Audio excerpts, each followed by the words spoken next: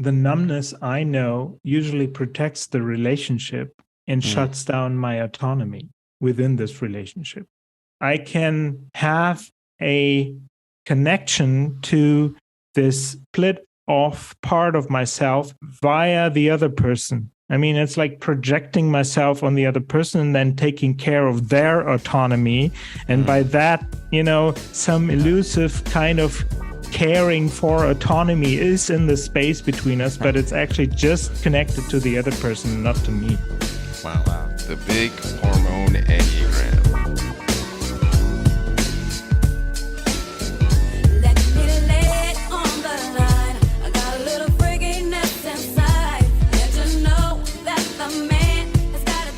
Hi, I'm John Lukovich, sexual self-pres 4-5 link, 4-5-8 trifix. Hi, I'm David Gray, self-pres sexual 9-1, 9-7-4 trifix. What up, it's Emeka. I'm an 8-7, sexual self-pres with 8-5-4 fixes.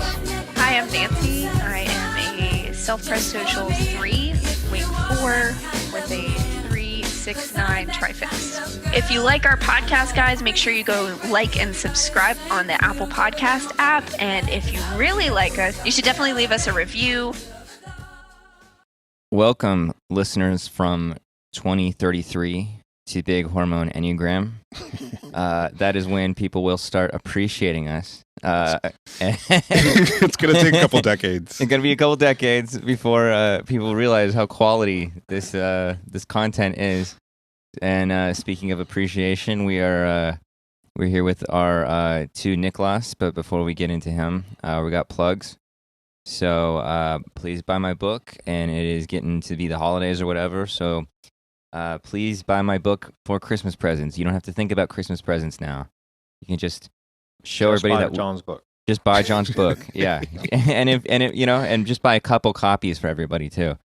Yeah, good idea. Because they're going to want to give away a copy to someone exactly. they know. Exactly. Yeah. Perfect. Yeah. We got David's Trifix book. Please buy that also. Leave reviews for us. Leave reviews for this podcast as well. Those go a long way, actually. So if you're listening to us and enjoying us, please just write a review. It's not hard. Yeah, we haven't gotten some reviews in a while. It seems like even love lines, the past 6 months, it seems like people have given up on the Enneagram a little bit because engagement across the board is a lot lower than it usually is. Interesting. Yeah. Do you have a theory for that? I was looking into it in 2019 when we were talking about starting this podcast. The Enneagram was actually experiencing a huge peak in interest. And remember that article that came out that was like, oh, the Enneagram is experiencing a boom right now? Remember that? So 2019 to 2020 was the peak that the Enneagram has ever experienced, period. If you look at the Google search, there was like a spike from 2019 to 2020. So we actually started this podcast at like the perfect time. And so if you notice, there was a huge wave of interest, maybe because of the pandemic, but the astrology was also experiencing a huge peak at that time also. And but the astrology is usually double the amount of interest that the Enneagram usually has in terms of research. So like that tells you how much more people are interested in astrology. So after 2020 and through the pandemic, we had so much, because people are at home, they don't have anything to do, they have to think about themselves. And so astrology, OD was having a lot of business at that time. Spirituality in general does better when the times are hard. So as the pandemic has come to a close and people have been going back to going out and doing things, and I think the summer was the real beginning of that across the board. All the groups, our podcast, we've gotten maybe 2 reviews since then, which you usually get a couple every month. Yeah. So I think just across the board, we're back to normal. Like the Enneagram is back to where it usually is, which is like a third of what astrology is. Interesting. Other thing to plug is our Enneagrammer merchandise. Oh my God. I'm hesitant to plug it because we do have some t-shirts available in our store. That looks like it needs a couple of trial runs. Yeah, I mean, it's just copy paste Pixar or whatever that is. Right, you take our logo and we put it on some t-shirts. People have been ordering the hood, the beanie hats and the t-shirts. Cool. But we got some mugs up there that I think needs several redesigns. But if you want a mug with our logo on it, you can I go very get it. much dislike the mugs. Sorry. They're ugly. Selling mugs is peak Enneagram making it, like when Enneagram teacher or company or whatever school has really made it. That's this get the mugs out. That's like, mugs and candles is where it's at. That's when you know. Candles. That's why I started doing the mugs. That's why that's when you know that's when you know you're near the end when you're doing mugs. Like that's like end game type shit. David's what we call an Enneapreneur. That's it. Oh, yeah. David, don't you have like yoga pants? I have yoga pants that are gorgeous. David's wearing them right now. They look great. Do they say something on the ass? They have symbols on each ass cheek. And Perfect. you need to look at them on my Instagram.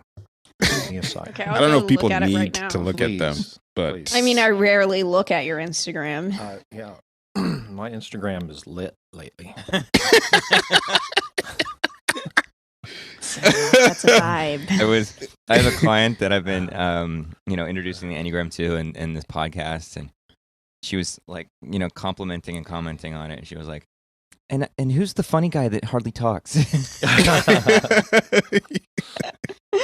All the ladies go wild for David. Or funny, haha.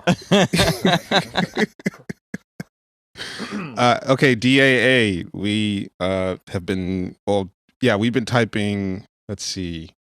We did competency types recently, and we also did MC Ride from Death Grips. That was an interesting one. And we're also going to we're thinking about doing that Liver King guy. What do you think, David? Which guy was that? I don't even know who that is. Yeah, he just went viral yesterday or a couple of days ago because he got exposed for doing steroids. He's just like some guy he quote unquote apologized for it now. Yeah, who's been preaching an ancestral lifestyle of eating liver and bull testicles. Testicles, yeah. And, nice. That's a great way to get super jacked like he is. And it turns out he's been doing ridiculous amounts of steroids. And then you claimed it was like for other people, for all the people who are suicidal's benefit. Right. So it'd be cool to type another douchebag influencer out there. Yeah, we did Andrew Tate. Andrew Tate was fun. But yeah, DAA is this is sort of like getting fluent in the language of the Enneagram as we unspool these concepts on this pod here, that you have to actually practice recognizing, being able to match these concepts to real examples of people. And that's one modality to learn the Enneagram, is to learn it experientially. And you have to be able to use the Enneagram. So this is great practice for anyone. $19 a month at Enneagrammer.com. And also just get typed by Enneagrammer. If you are on the fence about your type and you want to get the help of experts like us who have decades of experience, go to Enneagrammer.com. Also, I was witness to a live stream y'all did yesterday. A secret live stream. Secret exclusive live stream sometimes. Through DAA. Through DAA. Special perks.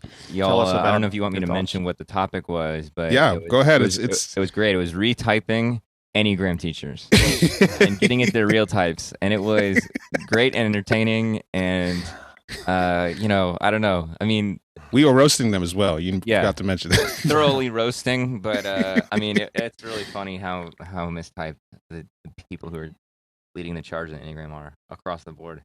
Yep. That was great. Yeah, that's a special perk for DAM members. I mean, I've said this before. Like, if you have listened to this podcast for years and you have not supported us monetarily in some way, like, what are you even? You even a person? Stop listening to us. Yeah, stop listening. Get out of here. Save us for the subscribers in 2033. $19 a month is nothing. That's coffee.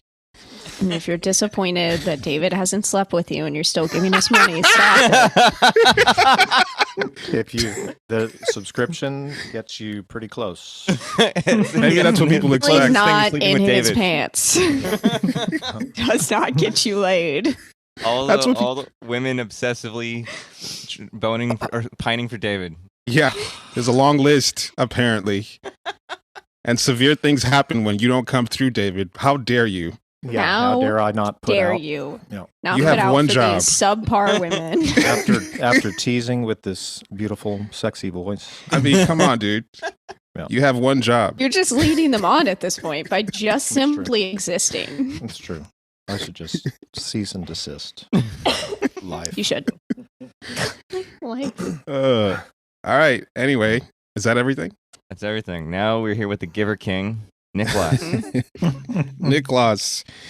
So yeah, I gotta say first of all that I really appreciate. I mean, we've had our run-ins and disagreements and whatever, but I do appreciate your insights with Josh. You, for those people listening who haven't checked out the interview that Niklas did with Josh, it's extremely important. There are not very many twos out there who can articulate the whole rejection structure of what twos are up to, or even confess up to what they're doing. Yeah.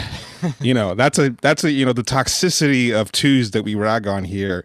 To have a two actually be able to speak to that is pretty profound. And at the time I was trying to find language for what the rejection types were doing. So to hear sort of like the two doing basically the 8 version of in the heart center, right?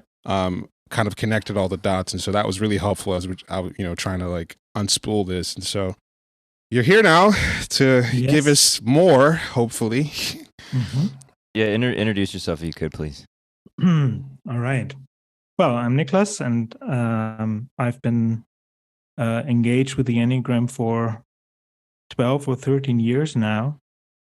And I gotta say, I learned so much more in the time that you guys did the podcast, because a lot of things came together and a lot of things started to make sense for the first time, and not in this way where it's like a mysterious thing that somebody tells you works in some mysterious way, but the reasoning became clear to me.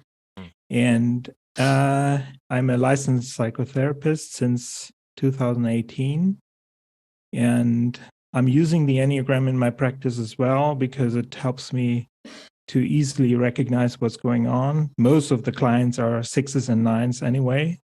And shout out to 6s and 9s. Right. AKA everybody. all are so wonderfully average. Boring. Mm-hmm. Yeah. You can torture them with that, usually. And I think it was around in 2020, in spring 2020, when I understood that most of my patterns can be explained by 2. And that was very humbling in a sense, because I thought I was way more complex than that. And with that lens, things became quite clear and easy and simple and horrifying in a way, because when the defense pulls away and I ask myself, okay, if I don't follow that structure, what do I want in the world, and what do I want from people, and what do I want for my life? There was a big nothing at first. And that, I find, is also at the heart of the dynamic, because most of the structure is built around rejecting my autonomy and being a full human being, wanting stuff for myself. And when that rejection pulls away, or at least, at first I started to see a glimpse of it, that it has become clearer since then, but then there's an emptiness, and it's difficult to take the next step to actually discover what might be the case within my whole internal space, other than the type structure. Yeah, interesting. So can you say a little bit more about that emptiness? It's an experience of blankness at first, and then fear comes up, and loneliness, and an expectation that nobody will be able to be there with me, right? Either willing or able, and that feels endless at first. Yeah. And is this emptiness kind of like, we talk a lot about the two, rejection types having this kind of leverage dynamic with other people. and I assume, or I guess I'm asking, is that emptiness what keeps you going back into the leverage game? Yes. Mm-hmm. I'm so appreciative of what you guys talked about, because this feeling was mutual, Annika. It was really great to have these talks at that time, because it gave me language for experiences I've been having a long time, and I've been discovering at that time too. Mm-hmm. And I'm recalling right now how, Emeka, you talked about the competition between looking for what actually works for you in a relationship and the rejection dynamic, because the rejection dynamic is kind of intoxicating. And in my experience, it's on Josh's podcast, I talked about the juice, and it's this connection to vulnerability in the other person. And it's not just vulnerability, but vitality. It's aliveness. It's something raw. It's something real. Which potency, right? And that's hugely attractive.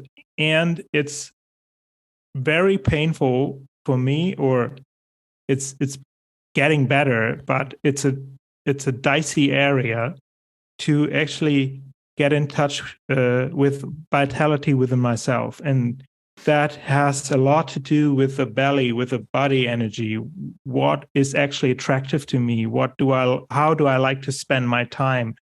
What is actually juicing me up, And since this endless emptiness is linked to this question of what gets my juices going, the rejection dynamic is a way to circumvent that. I get in touch with vitality in the other person, and my skills and my knowledge and my wisdom and whatever I bring to the table as a two is designed to pave the way and to invite the other person to go further than the person might actually go by her or himself. And that's something that I do to pull people in. And I notice the temptation to do so sometimes when, actually in our history as well, because what you guys did was so attractive to me that I made various attempts to get in touch with you. Right. And I did it in exactly this way. I tried to pull you in some sense, because I wanted to penetrate. Be part of something. Yeah. Penetrate is the word here. And I'm glad I'm able to admit to that now, because it's very shameful to see that, because it's the opposite of what I'm telling myself I'm doing. I'm focusing on what I focus within the dynamic on what I can bring to the table, and I hope that is valuable. And sometimes I tell myself nobody sees it, I see it, so it should be seen as that. Right. While I ignore the actual situation of the relationship. Yeah. There can be this that's trap. The irritating thing about two usually, or rejection types in general.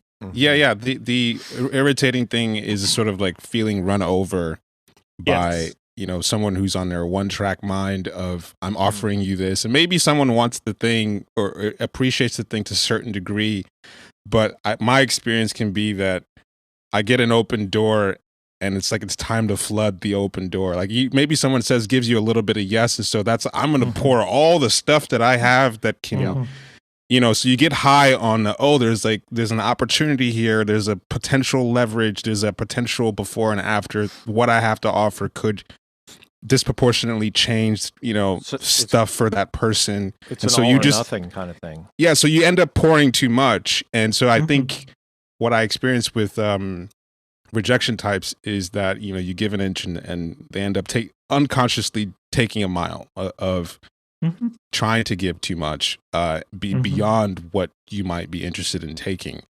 So what I've had to learn is you have to be invited, and what you might want to give, people aren't necessarily even ready for, and you have to at each step of the way. It might take a year for that person to be even at a place where they would be able to use the thing that you're offering. So just like, Yes. stop. Again, it's also always sort of a mismatch because it's all or nothing, right? It's sort of like it's either going to be this whole thing or disinterest. You can't just like you do with other people just have a mid-level interest in something or whatever or something. Yeah. It's like going to a like a water fountain, like, oh, I'm so thirsty, and then like a little, like a little bit comes out, and then it's like just a fire hose to the face. It rips your skin off. Right. Yeah. Yes, I agree with that, and I think there are a couple of aspects to it that are interesting.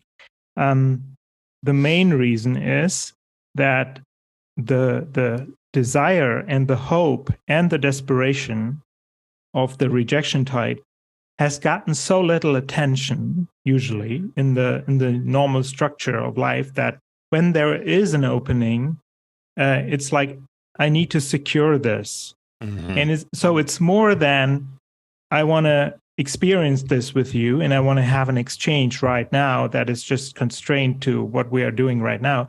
But there is a hope and a desire to solidify this. And you can't do that. And so you try to do so much that you get into this possession dynamic of the other person can't say no anymore, can't get away from what you have to offer. So then in the hopes that this inner desperation is quieted and silenced and you can have peace for once. And whenever something has that much energy, in my experience, the level of reflection is usually quite low. Right. And that is reflected in all or nothing, because all or nothing is a low resolution perspective. You have just those two categories, either on or off. And what I find I need to learn in order to deal with this energy is I need to be with it. I need to inspect it. I need to get more detailed about it so I can actually scale and say, okay, I want you on 2 feet away and you on 5 feet away and you on 10 feet away. And I want really close to my skin, but not all or nothing. Right. And that is a process that can only happen when we reflect on things and are with them, we are present to them, we are aware of them. Otherwise, it's not possible, in my experience. Yeah, I would say that from the point of view of the blind spot being the gateway of unloosening the grip of the type structure, that I've had to learn that sort of being able to recognize to what degree of closeness I can have with someone comes down to getting into the social instinct of being able to see not only myself, but really see the other person. I can overdo the rejection dynamic because I'm just assuming that what I have to offer is what this person needs. And so you kind of double down. But if you're really seeing someone else and you're really seeing yourself, so I'm seeing what my offerings are and I'm seeing what the other person's needs are, I can say, well, we can meet in this specific area that's not all encompassing. We can have a relationship in this part. It doesn't have to be like full on, or if I can really see you, then I can really see to what degree that we can interface with each other and be able to make a decision that's not just based on, I'm really into this and I really see that this has this huge potential to be this big thing, but actually see, we have this little potential here and that's fine. It doesn't have to be more than that. And so I can say for you, maybe with, a lot of sexual blinds is like maybe in your case, your social self-pres of the tapping into what is the polarity and what is the attraction, the juice in terms of the sexual instinct between me and this person. That's an area that feels like there's a lot of energy and not very much awareness to hold it and to control how the energy is going. So I assume that's a confirmation from my system to what you were saying. Yeah, and also you can tell me how this works for your own self-image and stuff like that. But the integrating the sexual instinct not only means something in you is choosing yes or no to different people and circumstances out of your own control or will, but also, especially as a male, there's a level of aggression and, this owning, like being on the hunt kind of a quality that is somewhat at odds with the soft, I will take care of you kind of quality. It's a different energy sometimes that goes against perhaps the self-image. I don't know if that fits for your case. Yeah, it's got a self-interested hunter aspect. Yeah. Sexual. Yes. Oh man, that's I'm glad that you brought the thing with my self-image up, because I can feel the conflict live right now. Just like you hinted at with the conflict or potential conflict between blind spot and dominant instinct. And there are contexts, especially with my girlfriend now, where the clarity about what I mean when I follow my sexual instinct is so pristine that I have no doubts about how my intentions are taken. And in a context where this has not been talked about, or I have no indication that if there would be a misunderstanding, would it hurt the social realm? I'm really withdrawn with that. And although it's there, and I can notice more and more, and it gives me strength to notice how I involuntarily make choices, or my system makes choices on what I like, what I attract, what repulses me, all those things. Mm-hmm. So there's a connection there that I didn't have before, and I do it intuitively. That when I notice I'm like before this call also, I noticed my social instinct was busy with how will this gonna go? Is this gonna go? And how would I like it to be? And trying to control aspects of what I will express, and then just returning to the body, returning to why am I here? Why am I talking to you guys? What do we share? What is actually juicy and alive for us? And that brings me back into a center that actually helps me to get out of this trap. I was really struck when you were, you kind of like your intro thing that you're going off on, the role or relationship to life force and vitality, and like how much you can see, like, I don't know, it was just striking me how much the rejection types have this question of life force vitality at their core. And we think of 8 as being life force type, and how 2 and 5 kind of offshoots of that in a way, but also just the way that we've been, one of the terms or expressions we've been using for rejection types is being half a person.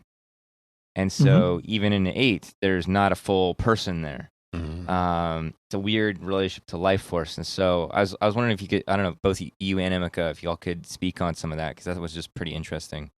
I don't know if I have a specific question other than just wanting to like flesh it out a bit more. Yeah, I can do that. I've been thinking about that too, especially since Courtney talked about this. And this situation I am in now with Clarissa, my girlfriend, is really interesting in terms of this, because we've been friends for a very long time. And in the way we talk to each other, there is an attention for my autonomy and for who I am for myself, and a willingness to focus on that and being interested in that. And for a long time, that aspect was difficult to receive for me, not only from her, obviously, but now we have a change because this area has become way more accessible to me, and I'm able to receive it. And what I encounter when I open up is all those parts that belong to the shadow half of my person. And the shadow half is actually the question, is this working for me? whatever the situation might be. That's good. Right. Mm-hmm. Yeah. Is this working for me? Is this helping my agenda? Is this helping what I want to achieve in this life, what I want to be experiencing, the kind of relationship I want, not, the dynamic, but what do I want to experience? And I'm so grateful to be able to receive that now, because I can see the contrast, even just within the context of the two of us meeting, where before, when she was interested in that, I would shy away from questions like, okay, how's your work doing? How are circumstances with your finances, with your health? Also a lot of self-press issues, but everything that defines me as Niklas for Niklas. Right. Mm-hmm. Okay. Not in terms of who I am for other people or for this person, not in this role. And that is a painful area. And it's painful because I don't expect people to actually have inner space for that. It's like I talk about that and I expect people to forget or to withdraw from it or to use it for their own ends. And my dad, for example, I think he was a 5. I'm not sure yet, 5'4" area, and he used to talk in ways that were really cryptic to me, and he seemed to want to pass on ideas about the world that were orienting for him. And I always sensed that this was very important to him, but I didn't get anything out of it. And I always had this idea that I had to give him a feedback that kind of helps him to believe in himself, although we had no connection at all. Wow. And when I read his stuff, and he has written a lot, and he's not there anymore, he died 2 years ago, I notice how cryptic it all is, and it sounds very 4-ish in a way, or 5-ish, but the 4-ish part is, it seems like he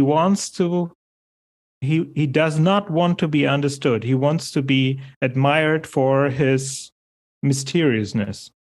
And subconsciously, I don't think he was really aware of that. And I always thought I'm too stupid to understand that, and I need to develop intellectually enough so I can do that. But today I realized there was no way, no heart connection there, and that is what I expect. Basically, my mom was a 9 or is a 9, and whenever we talked about issues that were important to me or vital, she kind of veered away from that because she was so unhappy with her own stuff and she wasn't willing to talk about that. So it always seemed like, okay, whenever I talk about Niklas for Niklas, I'll be lonely and isolated, and that's not fun. So where's the juice? Right.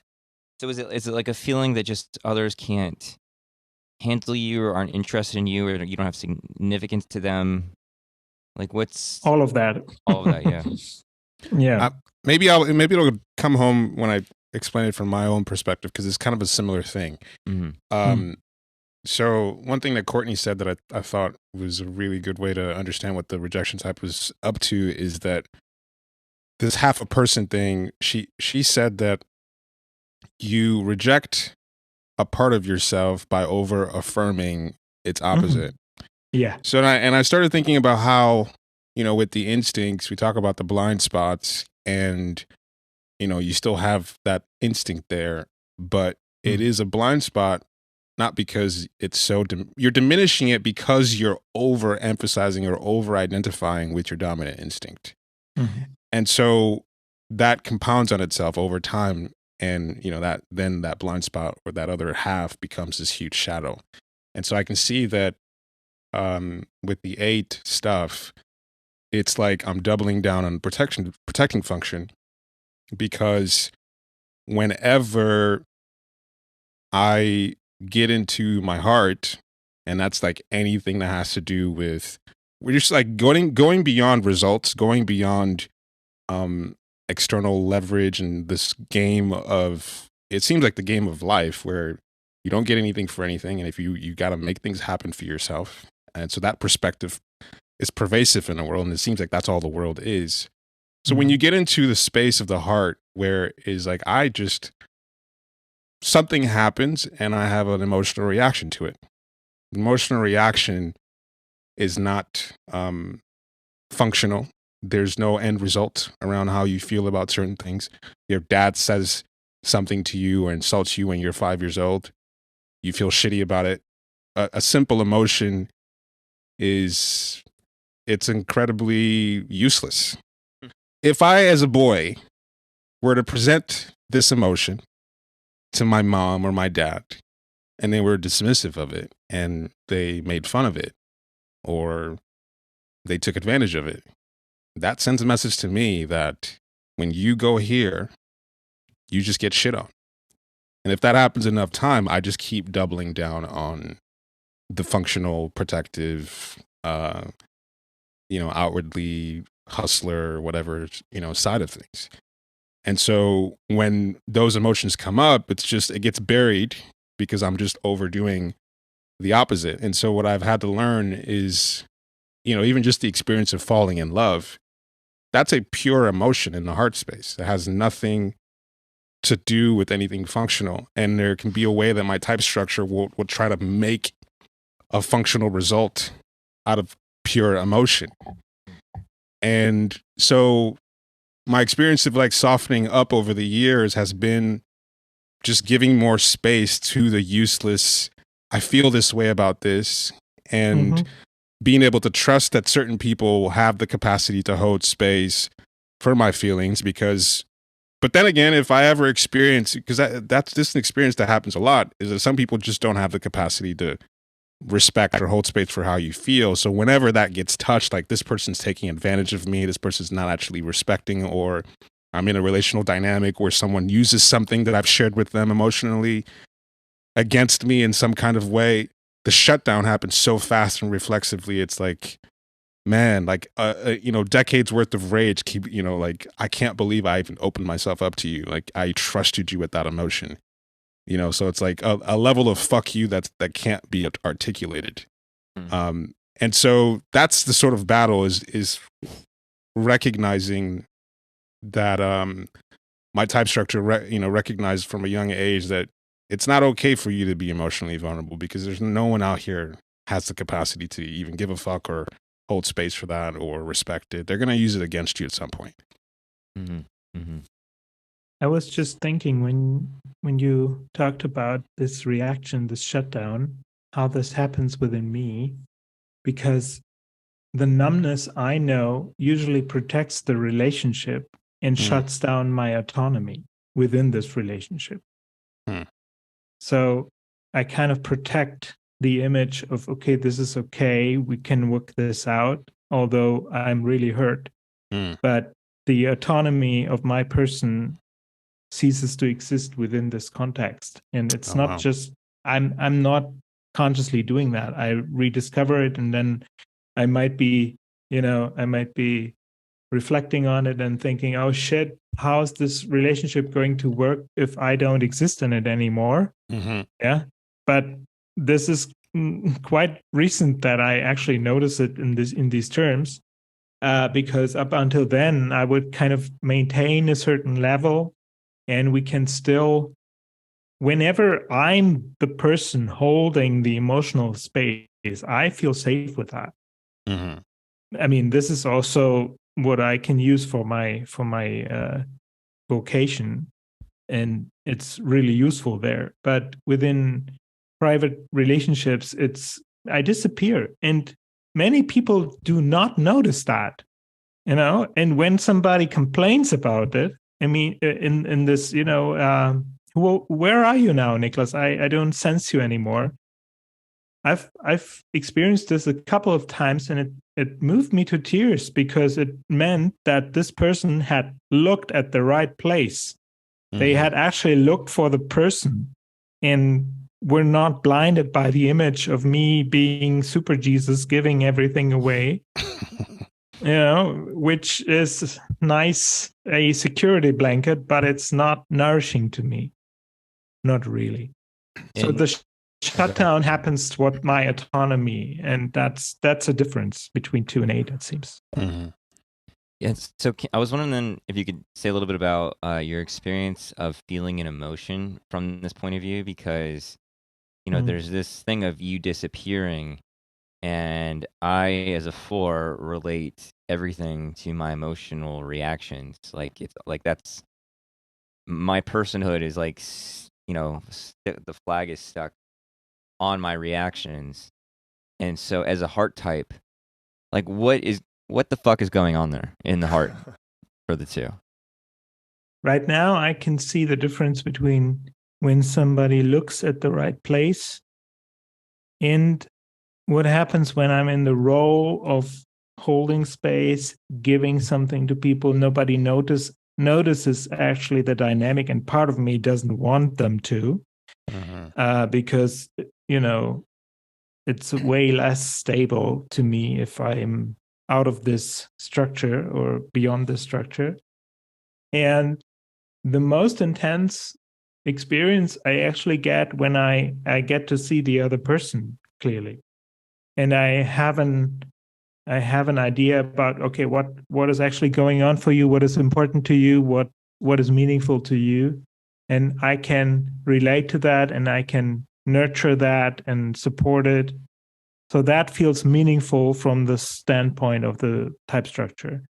Well, is it kind of like taking this half a person sense of self? Is it like the emotions are rooted in and kind of appropriate to, so to speak, this half person? You know what I'm saying? So it's like let's say I'm the 2 and I'm in a dynamic with you. Is it like I'm able to see myself as a function of that dynamic with you, and therefore the emotions I experience are kind of contained within or appropriate to or rooted only in that dynamic, and I'm not including the other part of my own palette of feelings? Is that a way to describe it? Yes, because the emotions are a feedback whether the rejection dynamic is working or not. And when there we go.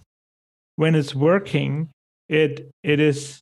I mean, I'm not sure what the role of my dominant instinct is here, because I can observe how I'm nervously looking whether social relationships are okay, even when they are not coming up or popping up, or there are any problems, like what dominant instinct is like. But as I see it, the type structure tries to make sure that nobody is leaving, and it equates the working of the dynamic as, okay, everything's fine. So the emotions that come up within this half of my person that give me feedback whether this dynamic is working, kind of, that's the gauge that I look at. Okay. Mm-hmm. And it happened especially recently in the last 2 years, more than once, that I reevaluated a relationship that had been working this way for a long time. And somebody asked me the question, so how is this working for you? How is this supporting you? What do you get out of this? And I had to admit to myself, shit, the only thing that I actually get is the feedback that the dynamic is working. And, and that I can have a connection to this split off part of myself via the other person. I mean, it's like projecting myself on the other person and then taking care of their autonomy. And by that, some elusive kind of caring for autonomy is in the space between us, but it's actually just connected to the other person, not to me. Wow. That's so interesting. Yeah. So one of the things that I have a client that's a 2 who was really struck by Emeka and I making jokes about our moms. And I said something, we said something like, we weren't sure if our moms actually wanted to be moms or something like that. Or, like if I remember, if they're if they're not really, they like they needed to be moms, but they didn't want to be moms or something like this. Yeah. Mm-hmm. And I will get the feeling from, especially from my mom, but just from 2s, where there will be like a lot of leaking of like negative energy, because basically what I read as the leverage dynamic, the half a person dynamic, is not working the way that they wanted it to. And it's kind of like, it's not just like a pouting about that or something, but it's like, I don't know, there's this whole shadow emotional negative leak into that can happen. That's kind of like all that, something about the cutoff thing coming back. Yeah. And I think a lot of it, as I'm sort of thinking out loud, whatever, but I think a lot of it is like an unconscious leak of the sadness of having neglected to live their own life. You know, like, you know, when the hook isn't getting into you and the dynamic is not happening the way they want, there's a lot of, I think, backlog of resentment of having not lived their own life. Yes. Fully. Does that make sense? Totally, because that's the horror that I had to face when I started to uncover this dynamic.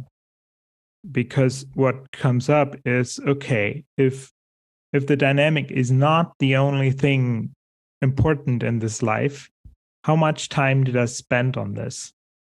Okay. Right, and what did get neglected? And and I've been reflecting about this too, because I have quite a super ego about what you called leaking, about resentment, basically expressing resentment because of this. And of course, there's no way to get around resentment if you do this. And I always tried to keep that out, and that worked itself into my image that it's forbidden for me to express it. But you can bet that when there are opportunities to express it, that are just below my conscious level, my system will take them. Yeah. Yes. Yeah. And that's a leakage. That's exactly what you're talking about. And in experience with other twos, I know a couple of twos. I have a 2 client right now too, and I'm so glad to notice how cut off this person is from life force, just identified with this image of being somebody who can be relied upon no matter what. And he is in a situation where his ex-wife is actually taking advantage of him, and he's not able to set any boundaries and kick her out of the apartment. And I get this sense of, okay, Ned Stark was honorable, and he didn't take care of himself in King's Landing because he didn't know how to listen to his gut.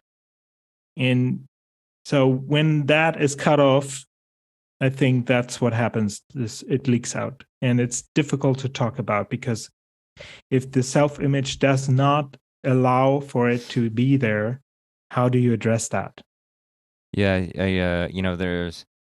I see it like leak out in both the 2's line to 8 and 2's line to 4. It can have this kind of gloomy, kind of self-pity feeling at 4, and then at 8 is just like, I've lived my life to take care of you, and now you defy me, and it's like, like, holy shit, scarier than 8s for me, Yes. Yeah. Yes, and it is so scary because it's so close to the heart. Totally, right, exactly, yeah. Yeah. Yeah, I think the 8 version is a little bit different. Not a little bit, a lot different. It's the sense of, it's easier for me to see than others. My 8 sister recently had something go down with where my parents violated some boundary, and I could tell that she was hurt by it. But I'm at a place currently where my parents constantly cross boundaries. They're both 8 and 2, so they're doing the rejection thing. Cross boundaries all the time, and they justify it because they're right as parents, because we're objects to their narcissism. So we, even as adults, still exist as a reflection of them.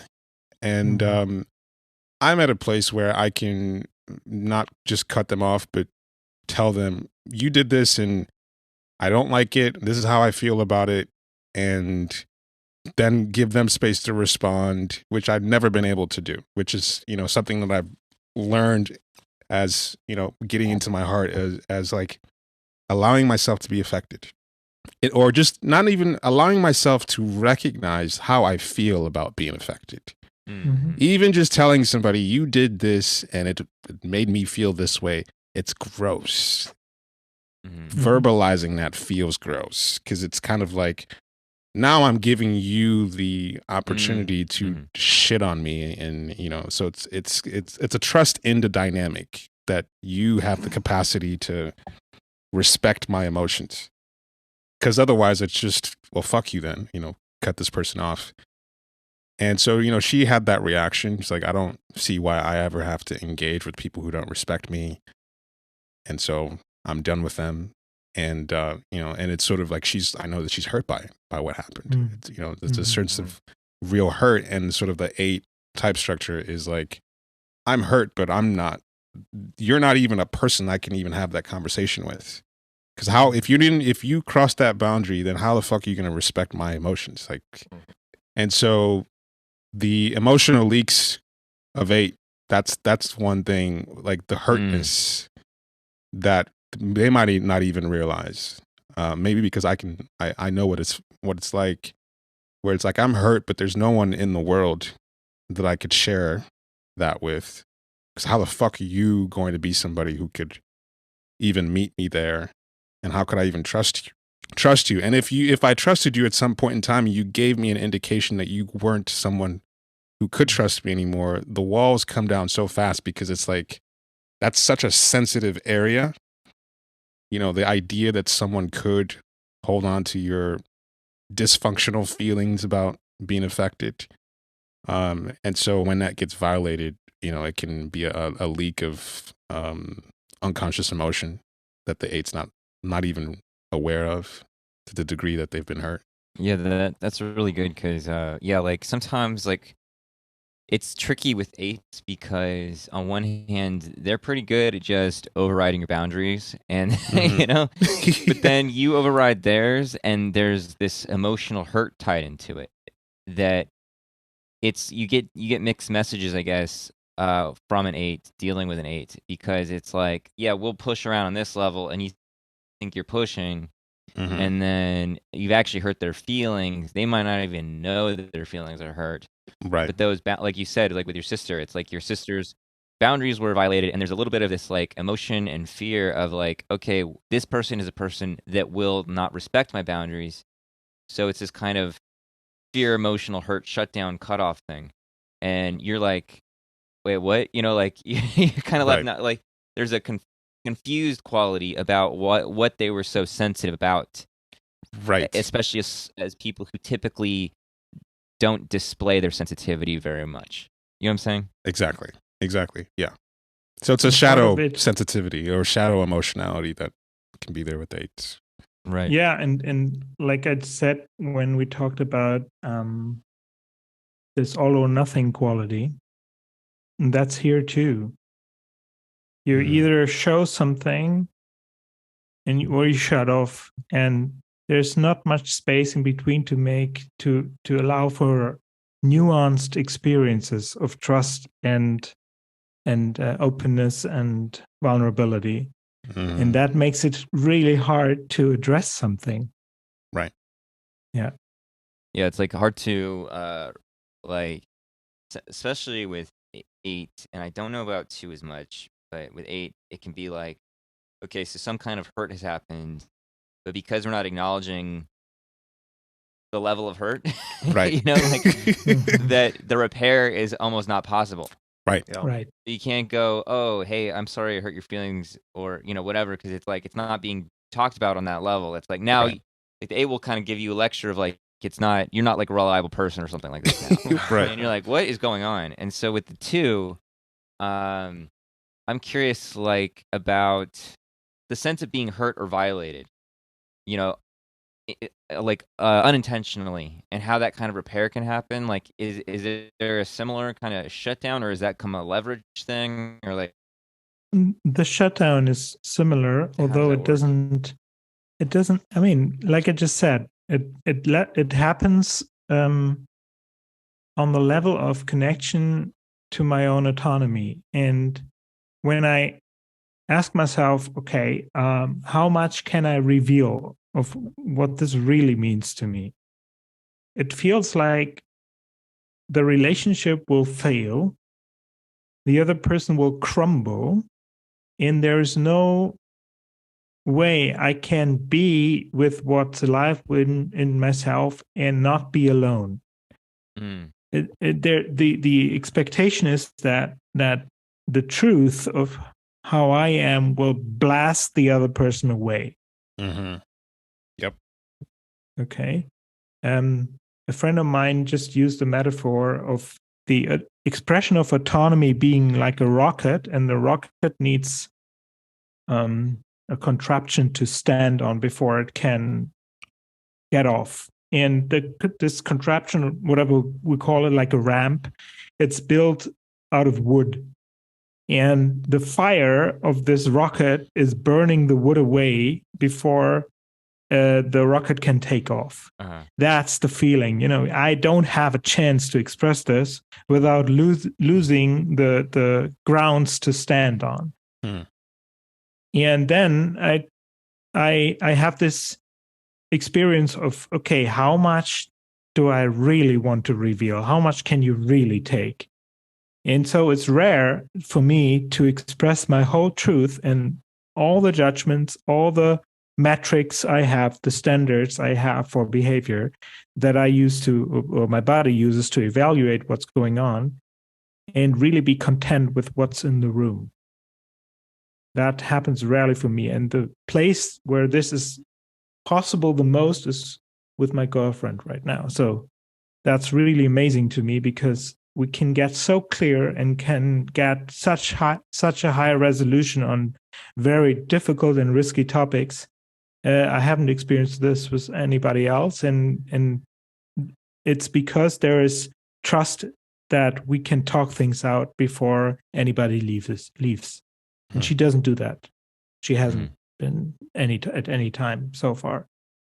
So there's kind of two things I want to talk about. One is getting back to the blank or empty space, because I think that's a juicy place in everybody. Like, everybody's got their blank space, and to have such a encounter with it is just an interesting and probably useful thing to talk about. But also the fixation, as it's defined by Echazo, is like flattery, I believe. And then I think Riso and Hudson call it ingratiation. And my understanding of it is that the mental activity of two is largely caught up in basically thinking about others, or thinking about relationship, or thinking about oneself, as a function of a relationship. Like, oh, I'm a therapist. This is going to be really good to help all these people. Oh, I love the Enneagram because I can help all these people with the Enneagram, or whatever. Does that feel accurate to you, or does that reflect your experience? And I'm just curious about the mental center piece of two. In my interview with Josh, I talked about an ex-girlfriend with whom I had this dynamic quite strongly, and the necessity was there because when I was not engaged in this, giving or enabling, paving the way, there was way less coming from her than I wanted. And with her, I used to, a lot of thoughts and associations and ideas came to mind, how I could reflect what I like about her, how I could serve her, how I could illuminate something in her own dynamic that might help to be connected in a way that I would like. And those things come up automatically. So that's what I associate with flattery, that there is a push, and it feels like this intoxicating dynamic, like a push towards, okay, how can we sweeten this up? It's and it feels like a honey trap from outside, and from inside it's like, okay, I'm fighting for my life here. That's what it feels like. It's how at one point with this woman, I was able to recognize that the whole world did not seem colorful anymore once she was gone. It was like black and white to me. And that was my experience as a child. And whenever I had an object that I could, project things on, that was the person, that was the entrance towards something vital. And so fighting for my life in the sense that actually I have no idea why I should go on living if this doesn't work. That's the push. That's the urgency behind it. And that drives the, okay, I have this idea, I have that idea, I have this idea. How could we enhance the chances of connection happening here? So, and you said the ingratiation was the other word. There's this episode I talked about on Josh's podcast with this birthday present that I thought would, be the killer move, and and it wasn't. Using my knowledge and my insight into what is really important to this person can give me like a rush. Okay, this is how I will get in. This is how I can penetrate this wall, and actually get into a dynamic without the other person, without waiting whether this actually works for the two of us, and what will we share? What is that? How do we spend our time? I mean, in some sense, if you follow the dynamic, there's a fantasy of, okay, I will get her, and then we will live happily ever after, and nothing else is fleshed out. So it's a fantasy. And the fantasy is there because it feels like I need this in order to exist as a soul, as a being with a soul, with an internal life. Otherwise, I'm just a meat bag, and we could end this right here. And that's scary, because it's the counterpart to the positive outlook. And I've come to see that the harmonics are kind of like a balancing defense, where I need the positive outlook to push away the desperation that this might be a life without vitality. So I'm telling myself, I call this the hope machine. I'm telling myself, oh, it'll work out. And in a relationship, this might mean like, okay, she has this, and there's potential, and this should be an indicator for something great. And if I sober up, or when I sober up, I can see, okay, those are all parts of something that I want, but it's not whole. It's not enough. And the positive outlook is kind of defending against this. It's not enough, because that would be terrible. How would I go on living if I don't believe in that anymore? That's the sense. So from this place of thinking about vitality and meat stacks and things like this, curious about like if you could say more about your experience of that emptiness, that blankness, and that you were talking about much earlier. And are you familiar with Almaas? Mm-hmm. So Almaas has this theory of holes, is what he calls it, and it's this sense that that our personality is compensating for basically undeveloped undeveloped aspects of our being, of our essence, and that that once we get underneath the defense that our personality features are compensation for, that we encounter the deficiency, and that if we're able to stay with the deficiency and through all the nausea and all the things that it evokes, gradually and subtly, the actual quality might fill in the blank. Like if we feel we're like kind of like being a tough guy liver king, and we're feeling very weak inside, underneath all our steroid muscles and hard nipples and stuff. Then it's like having to get in touch with that sense of weakness. And then when you actually like really allow the weakness to essentially unfold without getting too caught up in your reactions to the weakness, then some sense of essential strength can kind of slowly work its way in there if you allow it. So I was wondering if there's been some kind of, I know that it's not a linear process, but some kind of ending from that point of view with this emptiness and somehow that's gone, and if it's related to this theory of wholes model or not. I wasn't able to make the last appointment that we had because I was on a retreat with someone who talked about exactly this topic. And so I'm excited that you bring it up. When I get in touch with this emptiness or with the quality of what remains when the type structure pulls away, I'm not sure yet what it is. I've been listening to your talks about the wings, and I've been thinking that I have a 3-wing, but I might have a 1-wing. I'm not sure. So I don't know if it's that, or the essential quality is something like actually knowing what's right for life.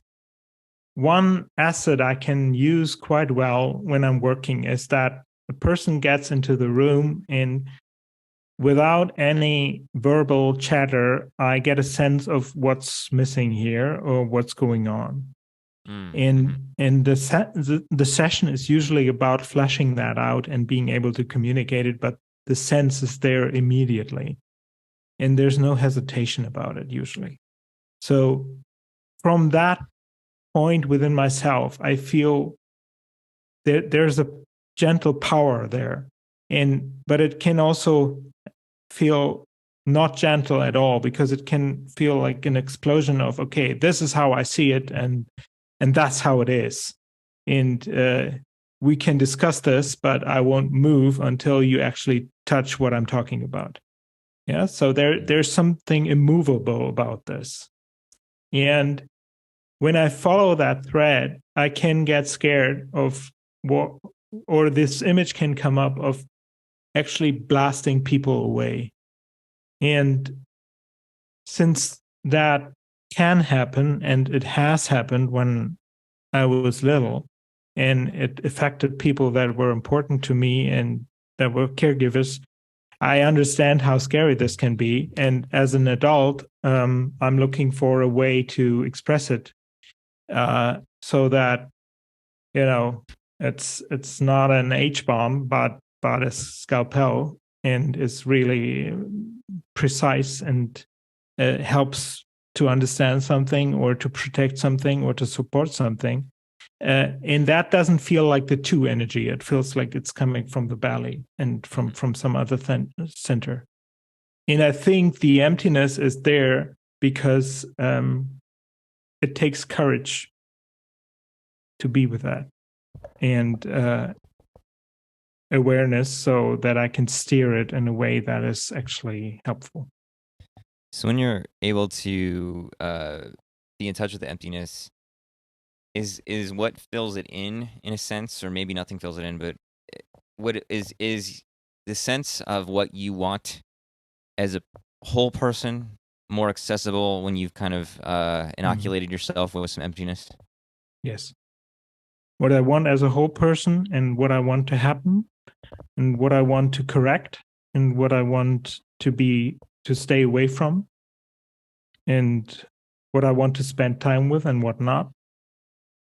It's interesting because, in this view of half a person, you can kind of see the superego split, right? The sense of, like, what I'm doing is not what I want to be doing. It's what I should be doing, or what God wants, or what, some higher force or some intuition tells me I need to be doing.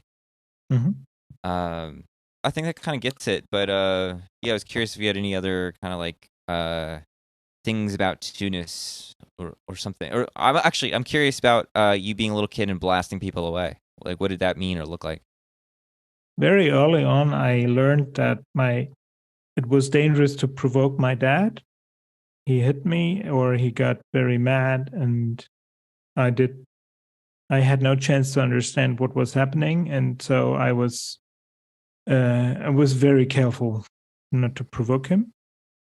I think that in itself is enough to explain that, because you get a sense of there's nobody stable there to actually talk to, and based on that experience, I didn't take a lot of chances to make a corrective experience, and of course, in adult life, there are people with whom I do have that experience, so that confirms it again. And of course, I'm attracted to people who reaffirm my expectations, because that's the law. And so to actually have people who are willing to see that side of myself is, I recognize it as a blessing. And for a long time, it was scary to me, because it invites, the question that it raises in me is, do you really want to know? Are you sure? You know, I'm not sure you're quite aware of what you're getting yourself into. And That's I'm a not, good one. I'm neither. That's a good one right there for rejection. I don't think you know what you're getting yourself into. Right. Because they don't. No. I mean, they might. The thing is, I do not know. It's not certain. And this uncertainty triggers the dynamic. Right. Because there could be an option. And I think I'm getting better at gauging whether it's possible or not. And for a long time, I wasn't even able or willing to acknowledge that it might be not possible. And that's why the two dynamic is always going on and on. No, I don't accept this. This is a world where this needs to be possible. And then I run into the same obstacle over and over again until it hurts me enough so that I can actually reflect on it. That's been my experience now in the last couple of years. Any last words for the two fixers in the group that have been pining for your words? Yeah, a lot of people resonated with the things that you shared with Josh. And I think, you've fleshed out even more to more further degree on here. If there's anything else that you'd like to give the people before you go. Well, I would like to invite people to, it's so difficult to say that, because I can remember every step on the way, and it's hard to accommodate everything, but I'm really glad I made this transition to actually look for what works for me. And I would like people to get acquainted with the uncertainty of not knowing whether there will be somebody to accommodate that, or who's actually interested in it, because nobody can guarantee it. And that's the difficult thing about inner work, is you discover what you needed, and then you have to discover how to get it, because nobody is providing it by itself. You have to actually be selective on where to look for it. And that's hard. That's hard work. It's really difficult to stay with the uncertainty, but it's the only place where I know something fruitful can come up. I really liked what you said about, or the way you put it with, like, in reference to your dad, of like somebody not being on the other line, like on the other end, like that experience of, just as a kid, like, and, we all like love our parents to different degrees and stuff, but even if our parents do like a good job, or are, quote, good parents, unquote, it's like the sense that there's like that they are another person, like actually able to relate to you as a person, like on the other end of that connection, like that that object relation or whatever, that they're really actually there, and somebody's home is, and finding out they're not, most of the time, is so like existentially painful, and so much case that, I mean, we're all just kind of like relating to each other. Like, is there another person on the end of this connection? Yep. You know, and like we're all kind of Yes. desperately trying to like, in it, all of us manipulate it out. Like that's the two in all of us, and what is like trying to Yes. manipulate. Like, please be a person for me. You know, please be a person for me. Right. But then I get so caught up in that role, I stop being a person for myself. Mhm. But yeah, that sense of like, you know, it's just thinking about, you know, friends, relationships, parents, whatever. There's this just constant not knowing if there's a real human being on the other end of that dynamic, and you know what that'll lead to. So yeah, I thought that was great. Yeah, that uncertainty thing is uncertainty in the heart space, like in terms of not just defaulting to the belief that there's no fucking way anyone could possibly hold space for my emotions, that you know, if I can do this with my parents, I could probably do this with anybody, because I don't really believe that they have the capacity to understand my emotions. But just the idea or the attempt of telling my parents that this thing that you did made me feel this way, Mhm. and forcing them to deal with that, and you know, and deal with their response, which can be incredibly infuriating, and that's been a big deal for me, because it's sort of like having faith in the heart center. Yes. For sure. Yes, and expressing something, even though you do not expect this reaction, is an affirmation of your existence. Right. Yeah, and in spite of uncertainty. And I find that the capacity to bear this realization, there is nobody home, is necessary to bear the uncertainty. So the increased capacity to deal with this emptiness makes it easier to actually explore where somebody could be who's home and who you could have a connection with, because the risk is easier to take. Well, thank you for coming on here and going to the empty space with us. Yeah, this was great. Thank you very much. All right. All right. I need to rest. John's gonna go die. I'm gonna die a little bit before my big group. So. Oh, you still have to do that today. Yeah. Yeah. Okay, guys. All right. All right. Thanks, Niklas. Thanks, Niklas. Yeah. Bye. Good to see you. Bye. Bye. Okay, take care. You too. All right. I'm gonna go. All right, Okay, guys. bye. See y'all. Bye. Okay, bye.